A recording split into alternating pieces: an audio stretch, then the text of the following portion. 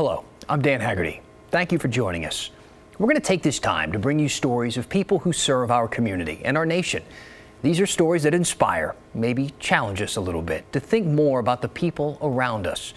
Pat Doris joins us now, KGW reporter who has been kind of blessing us with these stories that you've been telling throughout the year in the Those Who Serve series. It's been a pleasure to watch them. Thank you so much for introducing us to remarkable people. Well, it's been a real privilege to tell their stories, and I'm honored that they trusted me to tell their stories. Some of the stories are real public and people know about them, but a lot are really quiet. Folks just deciding in their heart or in their head to follow that call to help their fellow person. There's people like Iva Elmer in Southeast Portland. For years, she's seen to it that on big national holidays that there's flags in the sidewalks all along Hawthorne. Or Sam, a greeter at local Fred Meyer who lifts people's spirits when they come in and also has such a great smile and such crazy impressive fashion. People stop and take pictures with him. Sam's an unforgettable person. He's certainly great. Love him.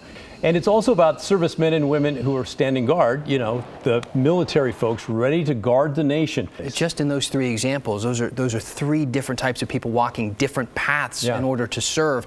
When you meet all of these different folks, is there a common thread that unites them? Yeah, I think it's they really have a love in their heart for their fellow man and woman, and they're willing to put themselves out with no expectation of anything back.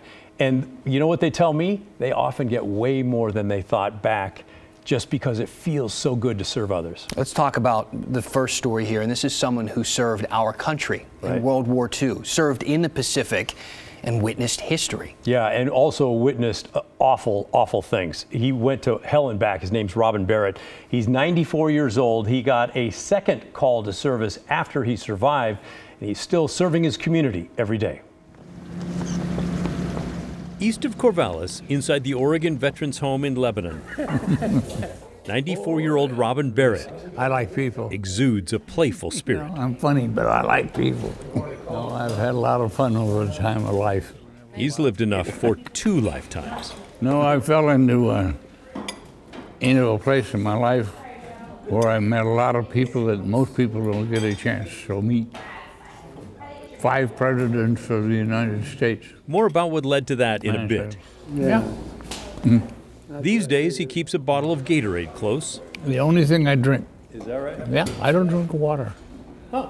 It'll rust your plumbing. No. And likes to stay active. I'm in pretty good shape for the shape I'm in. It's why he volunteers to greet children at Pioneer School, right next door to the Veterans Home.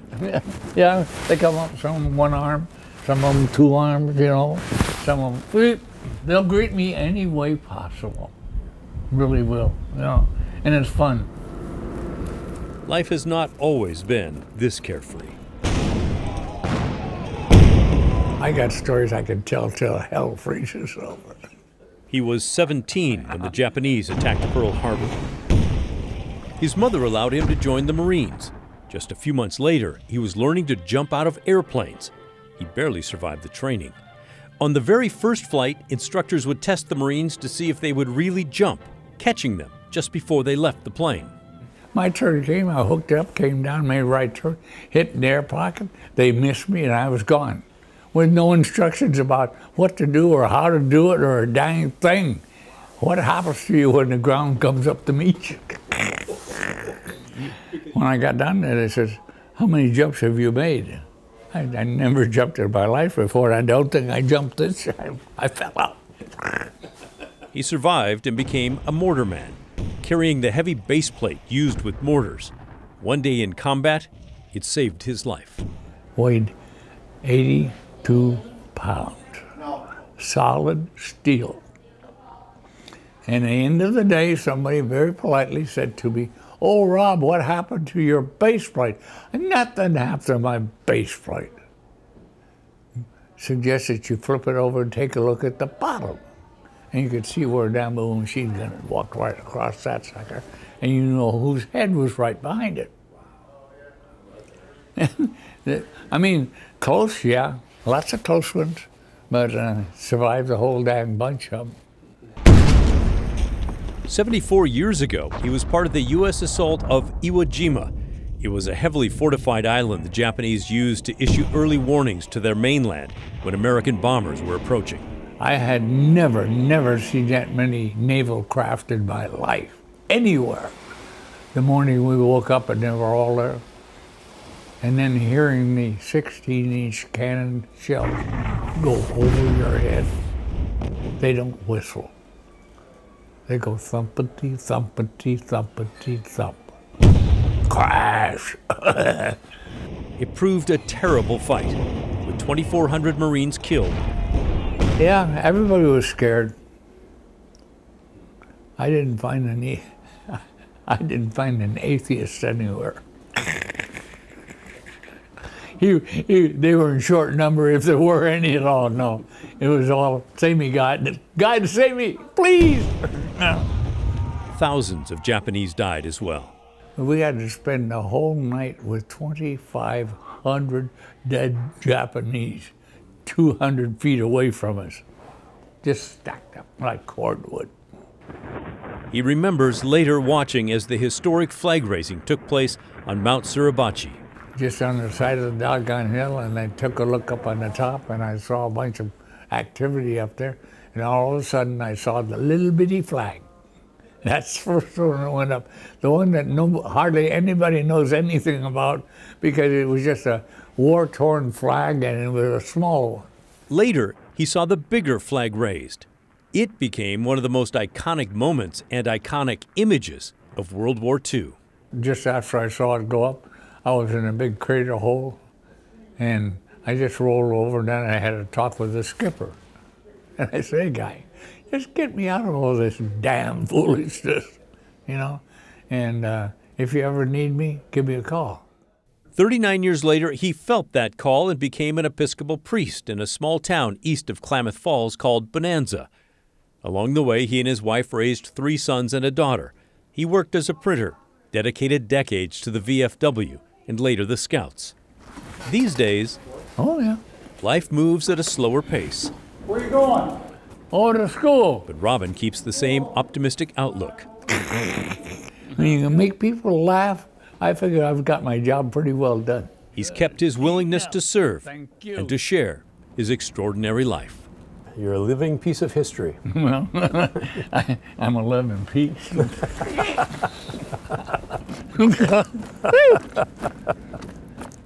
By the way, the World War II Museum reports there are roughly 22,000 veterans from that era living in Oregon and Washington.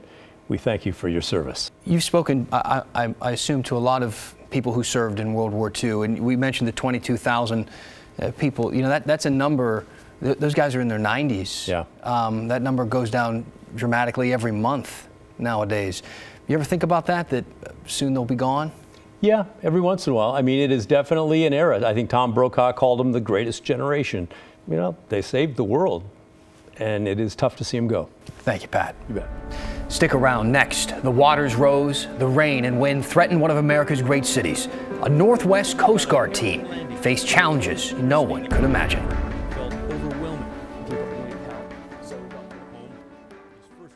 We should have this thing done for Memorial Day. Super. So you guys, we can use it again, right? Thank you very much. Well, I'm a vet too. When you know you're working for your fellow vet, you feel like you're still part of that team. I'm Dan Haggerty, joined by Pat Doris, as we continue to talk about the wonderful series you've done, Those Who Serve, discussing the people who have served this community and our nation. Who did we just hear from there? That was Jonathan Woolworth. He's a disabled veteran, and he started a construction company called CB Construction. Does a lot of work in this area for the Veterans Administration, and he says he loves doing it because he knows he's helping other veterans. He's a great guy with a huge heart. When I talk to people about this series, the first thing that they think of is that it's only for the military. It's only, I think they think of that immediately, but oftentimes the threat is right here at home, and it's not always war and conflict. Well, it's exactly right. And with our weather getting more extreme sometimes, the Coast Guard is getting called on a lot more often. Hurricane Harvey, for example, created a deluge never before seen across a huge swath in Texas. It suddenly became a nationwide rescue effort as the waters rose. Hurricane Harvey hit Texas in August of 2017 as a powerful Category 4 monster. As the worst of it raged, Coast Guard members from Astoria flew to Texas to help. So they're getting just blasted by all the rain going sideways. The Lieutenant Kyle Murphy found himself near Houston in some of the worst weather he'd ever seen. Kind of mixed feelings because you want to, like, you're intimidated by the situation, but you want to get out there, you want to get in the fight. They went into action the next day. Daniel Wilson, a rescue swimmer who grew up in England, said the early effort felt overwhelming. Because as soon as you got out there, you got to your one location for that case, and they were just surrounded by people that needed help. So we got to work. He captured some of the moments with his GoPro camera. They were lowered time and again to help people stranded on rooftops and upper floors of their home. His first rescue involved an elderly woman trapped by rising water. It's very, very hot. There's water in the house. There's no way to cool off. They all look pretty scared, to be honest, and I had to convince her to climb out of a small window onto a roof that's surrounded by water and climb inside a basket to go up to a helicopter. She did it, and there were always more to rescue. Lieutenant Tripp Hayes, a pilot, has family in Houston. He was eager to help, but remembers thinking he needed more of everything. I don't have enough fuel for this. I don't have enough time for this. I don't have enough space in the back of this aircraft. Or you want to help more. Supplies were tight and rescue calls came in fast. Hayes wrote the coordinates of his very first mission on the side of this cup. He later told me about a harrowing landing on a closed interstate surrounded by water. We are in an intersection of the on-ramp on I-10. We've got a traffic light off the nose, off the side, and a traffic light behind us. And we just set this thing down right in the middle of an on-ramp intersection. But as we descend, you see the hundreds of people that are under this, because that is the high ground. And our swimmer gets out, and he goes up there and says, we've been assigned to pick up the lady that's having contractions to come out. So now we've got 2 women that are in active labor in the back of the aircraft, and we're not really set up for that. They got the women to a nearby hospital. The devastation and desperation of so many made the whole thing pretty simple. It just brings me back down to just what we believe, no matter our divisions, no matter what's going on in the country, you either have air in your lungs or you don't. And when we see people on their worst days, it doesn't matter. Like, life is life. And I mean, that's why we all joined the Coast Guard, was to help each other out and help others out, no matter what they believe. So I was born with cerebral palsy. It's a disability. I just love being formal and being well dressed because I just want people to feel like kings and queens when they walk in. So, yeah. People love that guy. I mean, how totally. about him? He has, I guess, what you call the it factor. Of all the stories you did, that one seemed to resonate with people the most. Were you surprised by that? Well, yes, and at the same time, no. I mean, he's just a greeter at Fred Meyer, but in that community, he's huge. Everybody knows him, everybody can recognize him, and they can feel the passion that he has. You would do a story like that, and then you see the community rally around somebody. You got to feel good. It's awesome. Love so, it. you know, a story like that is a happy story, Right. but not all the stories about service are happy. Sometimes service requires a difficult topic, like this next story. Well, this next one, frankly, I wasn't sure we were going to be able to tell it because it is somewhat of a dark topic. I met Mary Elledge several years ago covering a memorial that was being built. And I said, you know what, we got to tell that story if we can. And her life truly is in service to others. So it doesn't depress you to be dealing with death all the time? No, because I know we're helping other people. That one line could sum up the story of Mary Elledge. She was born to serve others. I've always wanted to be something in counseling or help people because I have a brother who I took care of for 40 years who was mentally ill. And so I understand, I feel so much that's going on, and now with what I've understood from when you lose a loved one in a violent manner. For more than 30 years, she's been the glue that held together the Portland area chapter of a group with a chilling name, Parents of Murdered Children. And yes, she is a member. Nearly 33 years ago, my son was brutally murdered in our home. Her son, Rob, was 21 years old. Her efforts have included helping raise $300,000 for this memorial at Mountain View Cemetery in Oregon City. It was built 7 years ago. David West designed it. We wanted to build a facility where they had a place to come and grieve and have reflection. And throughout the whole Northwest, you know, Oregon, Washington, Alaska, Idaho, there's not been a facility where parents could come and recognize what happened to their children. He is an unabashed fan of Mary. I would say if you wanted to get as close to an angel as possible, you would go put your hands on Mary Elledge's shoulders. Don't let the friendly appearance fool you. She rarely backs down. She's fought day and night, just not for her own loss, for her own son, but for hundreds, if not thousands of other people. She's lobbied lawmakers for better treatment of victim families and tougher sentences for killers. And she's kept the group going for parents like Bob Pfeiffer. Right there, Robbie Pfeiffer. His son Robbie was murdered 12.5 years ago on Christmas night. The grief is never far away. It's a beautiful setting. It's nice, calm, quiet, peaceful.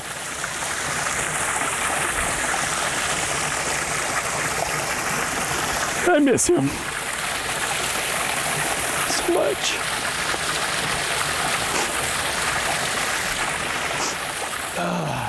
He put his son's image through the years on his Harley. He credits the group with saving his life, surrounding him with others who can relate to his unique pain. Mary has helped a lot. A lot. I mean, with all the people that have gone through the organization or the club that nobody wants to belong to, that have kept them sane, shall we say. And for those that have had problems, she's found help for. As for Mary Elledge, I get more back than I could ever give.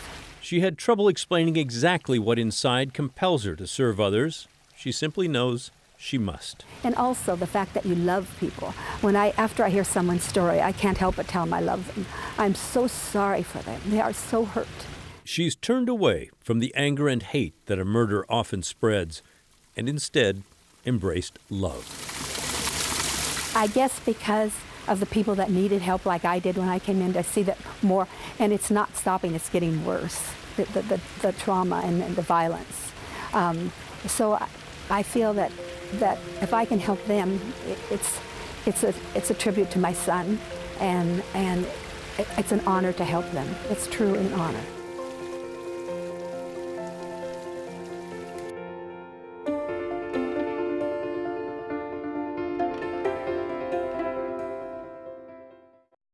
It makes you feel that you want to contribute, that you want to do something of value, that maybe you got through certain things in part because you were supposed to do that.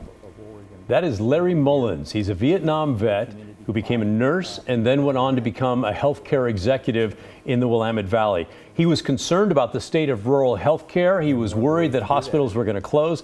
So as he rose up and became an executive, he started knitting together all these places, and he's really transformed the little town of Lebanon. They've got a hospital there. They've got a medical school now. They've got the VA center. It's amazing what really one person can start if they put their mind to it and they're willing to serve others. Right. I feel like there's a trend there with all the people who you do these stories on. They're all willing to put their own lives aside in order to help other people. Do you notice that? Yeah, and it's not easy, but they say it is rewarding. I mean, there's, for example, a couple in Vancouver who decided that kids really needed a place to be able to play basketball. And so they didn't have to give up everything necessarily to travel around the world, but they definitely gave up a lot. And they're making a huge difference in the lives of lots and lots of people. The videos posted on YouTube show teens and college students from the U.S. traveling all over the world, like here in the Dominican Republic, working with people who live there to build basketball courts. It's the visible result of a passion shared by Derek and Celine Nesland, launched from their office in Vancouver. First I thought, great, let's do it. It all began with an email asking for help finding a basketball team that would play a game in the Philippines. Derek played at Portland State and semi-pro. To this day, I don't know why I responded the way I did, but I responded to that email saying, what about a basketball court? His response accidentally went out to the entire Filipino Basketball Association, and 3 groups said, yes, please come. They took teens on that first work party trip, and word spread, mainly through local Peace Corps volunteers. Suddenly, several more villages wanted courts, which gave Derek an idea. Derek came to me and said, I think I want to leave my job and start a nonprofit doing this for a living. And I looked at him, and I was holding our infant child, and I said, all I heard was quit our jobs. Do you see this infant we are holding? We are now parents with responsibilities. But over time, Celine said she changed her mind and agreed with Derek to give it everything they had for 2 years. If it failed, they would move in with Derek's parents. So I just said, dear God, I don't want to live with his parents. Lovely people, no doubt. Oh my gosh, I love my in-laws. They really are great. But no one wants to live with the But in-laws. nobody wants to live with them. And so I was like, we got to make this work. So I was all in. You know, I had some selfish motivations. And Courts for Kids was born. Even now, Celine is surprised by the bold decision. So you're pregnant and Yes. going to the Philippines to build a basketball court Yes. for a bunch of strangers. I know. I look back on that and I think, who was I? Honestly. But it wasn't even like a second thought, like I'm gonna do that for sure. And I think what it's done is it has shown us that really everybody has dignity. You know, like there's dignity in human life no matter where you are in the world. Derek and Celine are motivated by a joy found in serving others and bringing communities together. I guess we've never been motivated maybe by some of the things that motivate most people. I think we're maybe a little weird. Like we really love having a life that is making a difference in other people. Driven us. And now that drive is focused on countries and communities where girls will get to use the courts, not just boys. Particularly in countries where they may be very machismo, where it's viewed that women are not equal to men and are not given the same opportunities. So we're choosing projects where we know that girls will be given that opportunity and empowerment. When a sport court build is finished, there is pride and... Usually it's just relief because it is exhausting. I mean, our projects are all hands on deck, and so by the time you're pouring that last strip, like everyone is spent. Exhausted by a deserving project organized by a Vancouver couple who could not say no when their passion met a need to serve. I love that. You got the kids at the end holding the basketballs. I mean, that's a story that could inspire people. I'm sure you get folks coming up to you all the time and saying, wow, Pat, I saw your story, how inspirational. I'd love to get involved. What do you tell people who are feeling like they want to serve their community? That they should get involved, they should go for it. Sometimes people don't know where or how. Hey, if you live near a church, go ask them what's going on, or do a Google search for something that you're passionate about. There are opportunities all over the place. You could do nothing but volunteer and have a very fun life. So just get started. Yeah, do it. If you're looking for some inspiration, you want to watch some of these pieces again, you can check out the KGW YouTube page. They're all on there. Pat, thank you so much for all the hard work you put into these stories, telling these tales of these great people who live right among us. And as you said off the top, a lot of them do it quietly, and they deserve some recognition. Yes, they do. So, Pat, thank you. We want to ask you, do you know anyone who serves their country or their community in a large or small way? Let us know. Send us an email to mykgw@kgw.com, or you can just reach out to Pat directly on Twitter or Facebook. Thank you so much for joining us.